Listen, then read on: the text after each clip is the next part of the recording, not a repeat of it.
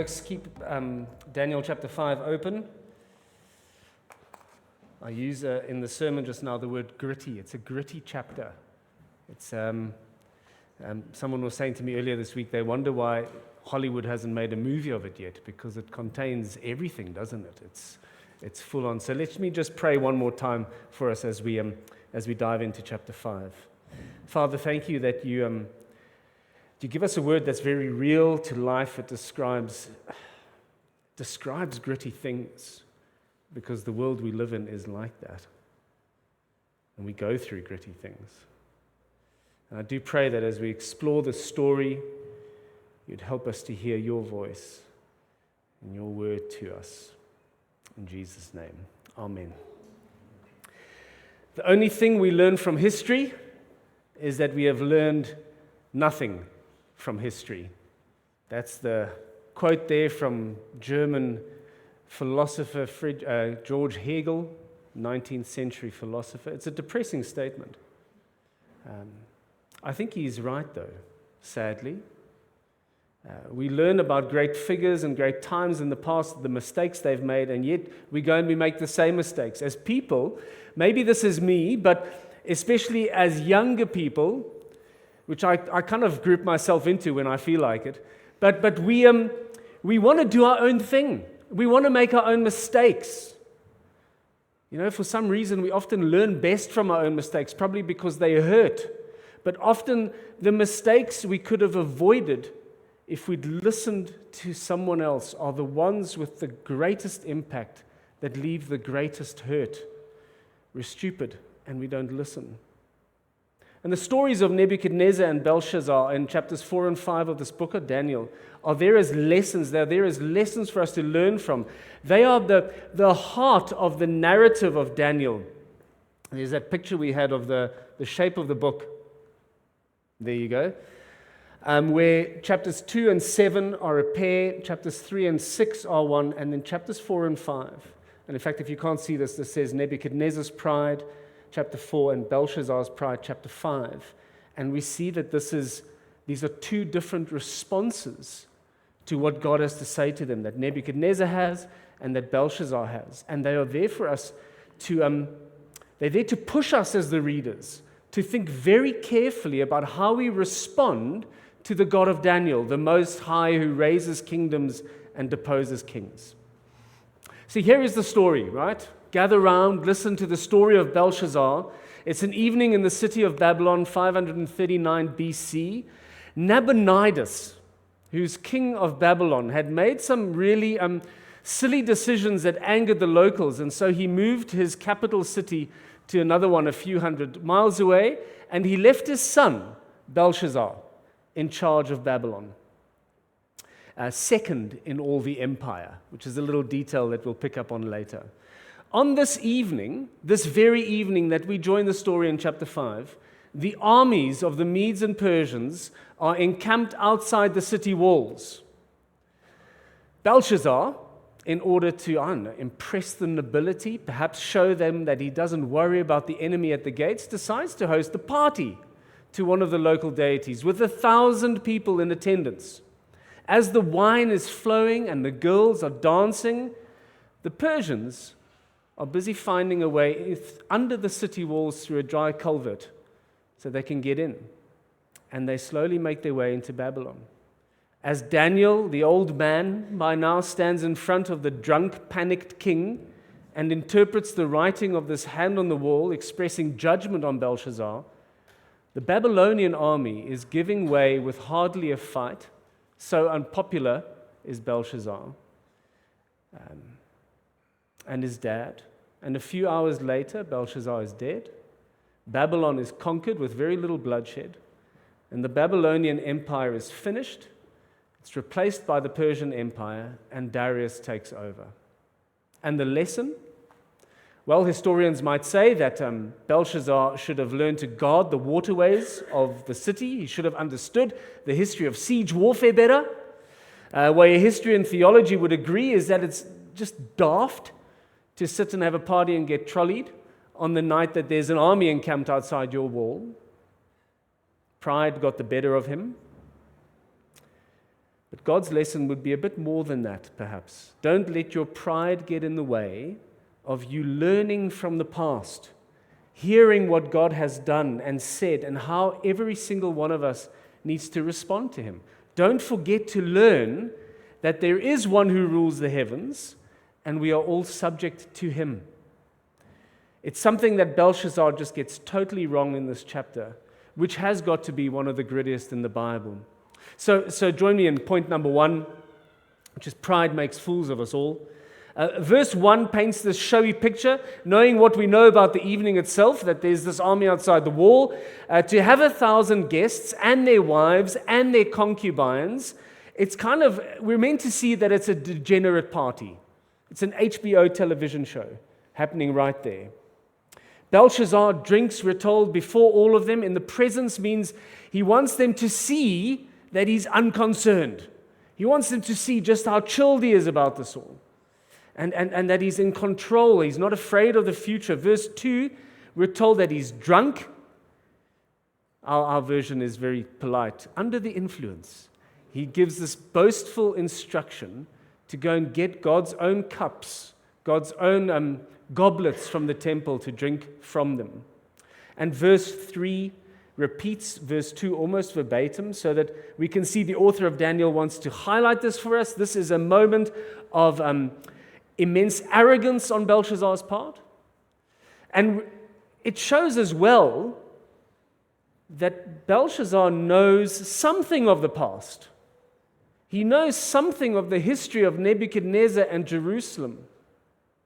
Because he says, go get the cups my ancestor brought to Babylon. But there's even more to this imagery as well. As Belshazzar and his guests grasp the goblets of gold and silver belonging to Yahweh, they feel that they have a handle on life and on Him, and they have Him in their grasp. I think that's the imagery we're meant to see here. Probably like Nebuchadnezzar had felt in chapter 1, that he had conquered Yahweh and His people. Had he not, he was more powerful than him. And so here's someone who hadn't just put God in a box. He declared, I have God by the throat, and I'm enjoying myself. And as they laughed and they praised the gods of gold and silver and bronze and iron and wood and stone, all the things Yahweh Himself had created and given to all of us to use, something terrifying happens. This is horror movie stuff. The next gritty bit. At that moment, the fingers of a man's hand appeared and began writing on the plaster of the king's palace, next to the lampstand, clear for everyone to see. As the king watched the hand that was writing, his face turned pale, and his thoughts so terrified him that he soiled himself and his knees knocked together. The one who thought he could control God can't control his own bowels. Rembrandt painted a depiction of this moment. It's a painting famous, I'm not sure if you can see it, for among other things, the way in which their eyes are bulging. So I think you can see it clearly on her face, right? Look at those eyes, like this. And it's meant to indicate for us the absolute terror, the grim reality of the moment. This is, just imagine, we're so used to these stories, and I hope that our series in Daniel has helped us see that this isn't like kiddie stuff. This is terrifying. Imagine, we were thinking earlier this week about having like a screen and a hand just start writing, just for a bit of dramatic effect, but it is terrifying. And we see that. The author of Daniel wants us to see that there's this immediate fall of a proud man. It's why we had that repetition in verses 2 and 3. It's also, we see in the words of Daniel, who is introduced to us in verse 13, when once again, when no one else in the kingdom can explain what's going on and what the hand's words really mean. So he enters the scene, Daniel, by now an old man, and it's meant to be a scene that's meant to show us the contrast between a king who has lost all control, even though he's saying, I'll give you the third place in the kingdom, because remember, he's second after his dad, though it's kingdom slipping away from him at that very moment. And it isn't actually his to offer anymore. This panicked man, and this older, wiser, self-controlled man who speaks with dignity and clarity and authority and wisdom. And Daniel says to him in verse 17, you may keep your gifts and give your rewards to someone else. However, I will read the inscription for the king and make the interpretation known to him. Most Sundays in our sermons, we will mention ways in which we ought to humble ourselves. We use the word repent and turn back to God. The one thing that chapters 4 and 5 show us is that pride is the big thing that stops us from doing just that. Pride is this human feeling that we are the ones in control, that we control our destiny, that we are masters of our own fate, that we are the ones in charge. It's the danger inherent in our free will, because our hearts will always set our will against God. That's what our hearts do. It's been happening since Genesis 3. We are bound to pride. We have grasped at God's status, the desire to determine what is right and what is wrong, and it is expressed in a myriad of ways. It's expressed in our extreme self-reliance, our desire to make a name for ourselves, whether it's in our business or our children's success. We're too proud to ask for help, too proud to help, too proud to admit we don't know, too proud to share what we do know, too proud to cry, too proud to show weakness. So proud that when people say to us, I don't want to be a Christian because Jesus is just a crutch, we think that's a bad thing, that he's a crutch. Of course he's a crutch. We're too weak to stand by ourselves. We need one. The thing is, everyone has a crutch. I'd rather have Jesus, the perfect one, as my crutch than myself or anything else that I want to lean on. We're too proud.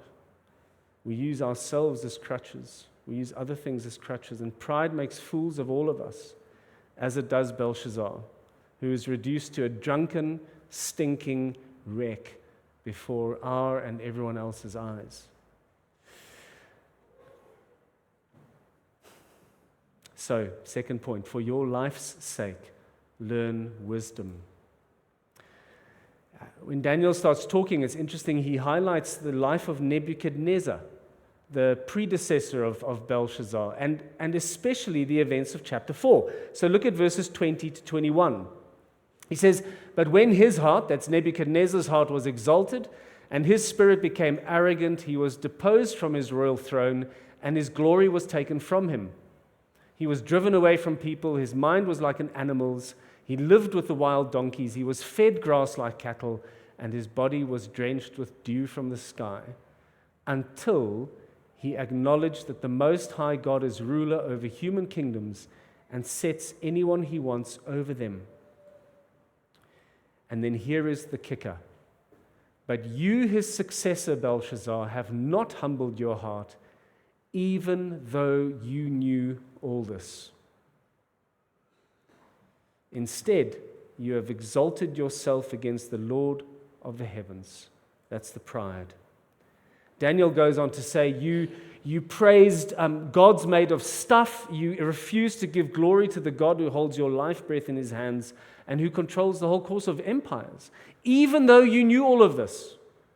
You knew what had happened to King Nebuchadnezzar and why it happened, and you did nothing about it yourself. Last week, we spoke about the fact that God's public message, the message to the world that he is the Most High who rules over human kingdoms, that message demands a personal response. It's a message that King Nebuchadnezzar got in a dream and he responded to. Belshazzar didn't get that same dream, yet he is still expected to learn from it and to respond to it, and he doesn't. And that is the reason. That's the reason he loses the kingdom. Because it is God's kingdom to take or give, to give or to take away. And Belshazzar's pride causes God to take it away. And so in this year that we are discussing wisdom, choose wisdom, fear God, follow Jesus, this is the key thing. Learn from what has happened before. Learn from those who have submitted to God. Learn even from those who haven't, and what's happened to them. We don't all get spoken words or dreams like King Nebuchadnezzar did, but we all get the same story told to us by God, and it's right here in his word. This is his personal, public revelation to every single one of us. It's the story of his kingdom. It's the story of his King Jesus, who we are to submit to. I think we're a lot like Belshazzar, because we are to remember what has been said and done in the past and to learn from that. To learn from what's said in the Bible and even to learn from those who have gone before. And teenagers, young adults, the mistake I made as a teenager, especially as a young adult, and some other adults here will attest to it, is that I thought the older generation had nothing to tell me. I thought that they didn't understand me, they were out of date, they didn't know the world I lived in, they didn't get my music, they didn't get my struggles, they didn't get my hopes and my dreams. I thought they'd messed up the world, in my opinion, and now I and my generation were going to fix it. Does it sound familiar? Every generation thinks that. And the last thing many young people want to do is to learn from older generations. And I regret to say that we don't always change. The last thing middle-aged people want to do is learn from older generations. Belshazzar did not learn. I didn't learn as a young adult. Many here didn't. Don't make our mistakes. Don't copy our heartaches and our heartbreaks. Spare yourself the pain. Learn from those who have gone before for your life's sake, especially when it comes to how you view God and how you view yourself. The story of Nebuchadnezzar in chapter 4 shows us that God is very merciful and He will give people time to humble themselves, and He might even take you through difficult times to kind of shake you awake and say, you need to submit to me. And He did that to Nebuchadnezzar. The story of Belshazzar in chapter 5 reminds us that mercy is a gift which none of us can take for granted and none of us deserve. And we are to heed the warning in this chapter, the warning of the judgment of God.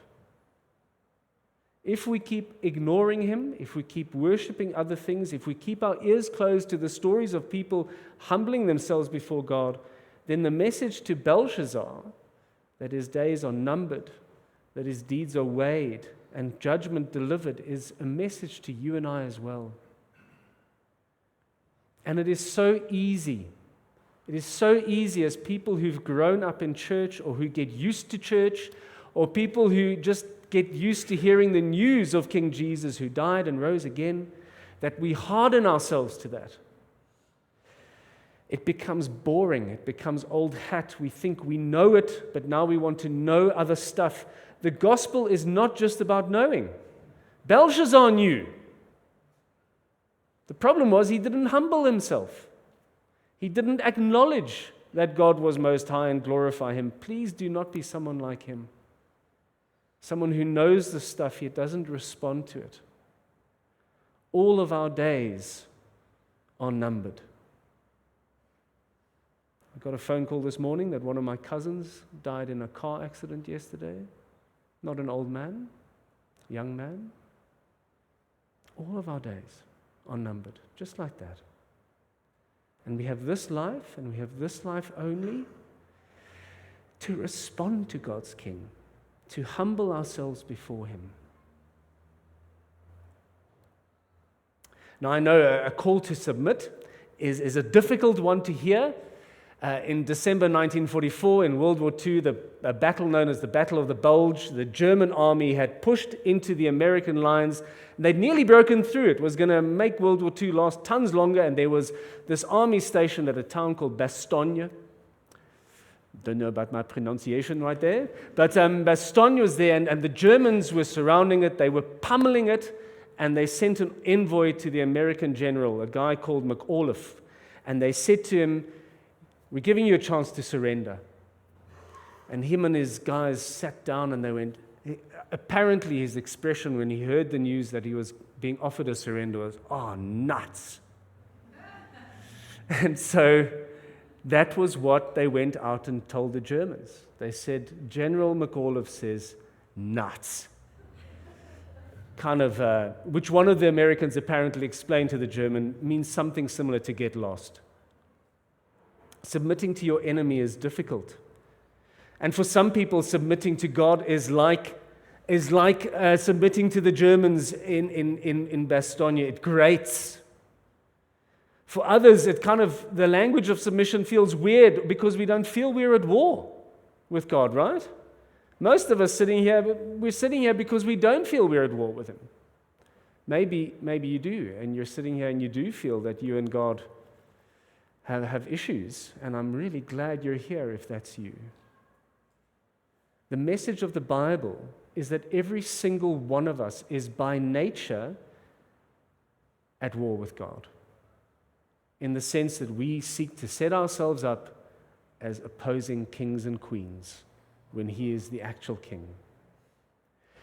But here's the thing, His call to submit doesn't come from an envoy who hangs up their guns for a few hours before they start shooting at you again.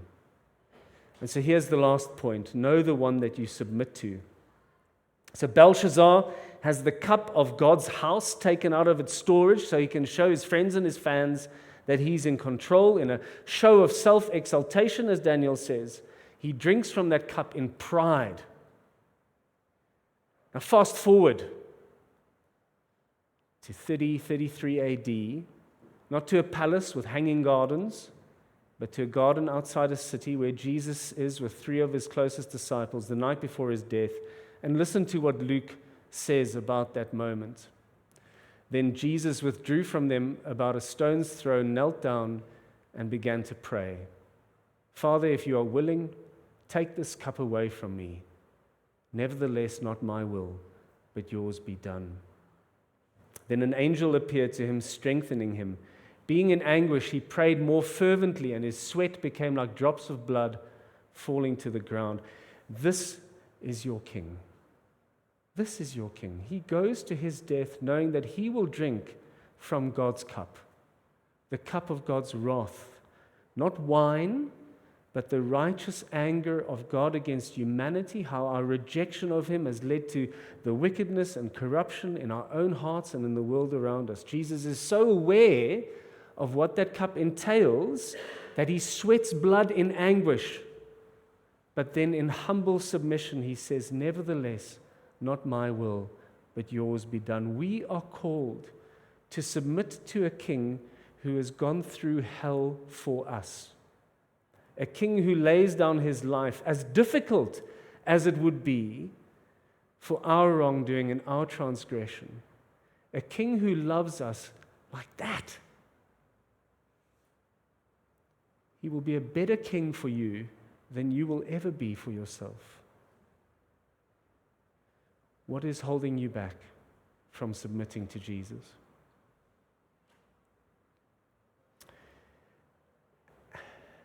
And he's the same king for those of us who have submitted.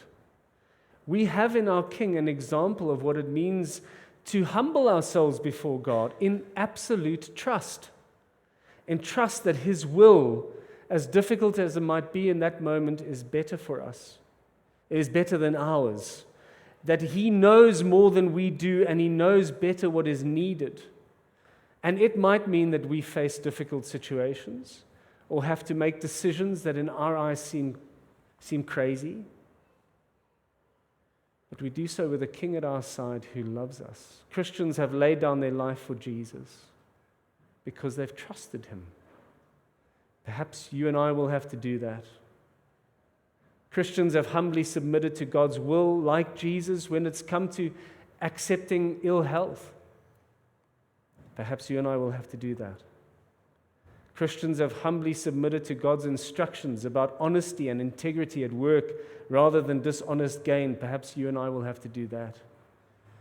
Christians have humbly submitted to God's warning that investing in this world will lead to disappointment and we should invest in the kingdom of the future. And perhaps you and I need to remember that. Christians have humbly submitted to God and waited for a Christian spouse or waited for a child, though they never came.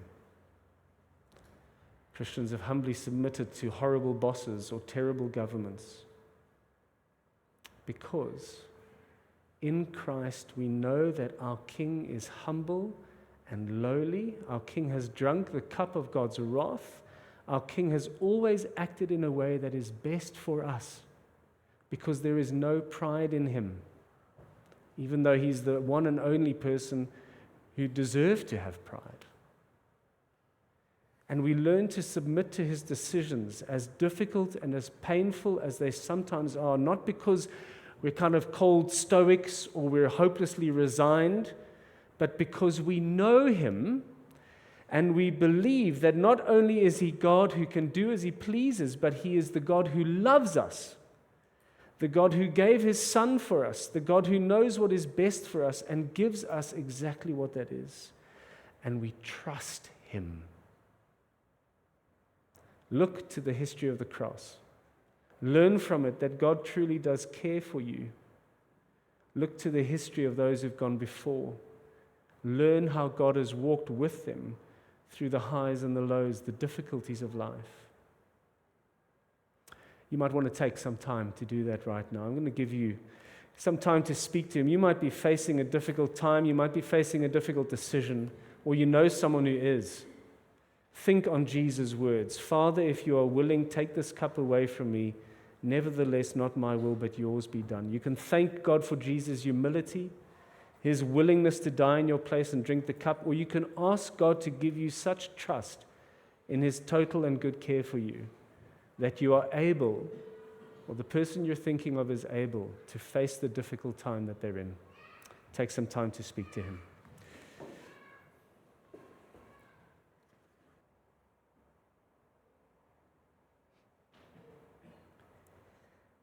The Lord is my shepherd.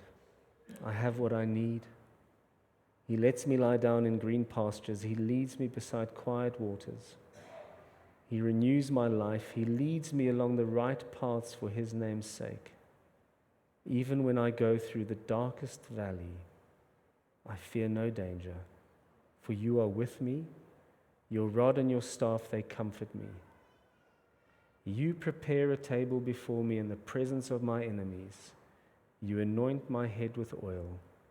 My cup overflows. Only goodness and faithful love will pursue me all the days of my life, and I will dwell in the house of the Lord as long as I live. Thanks be to Jesus.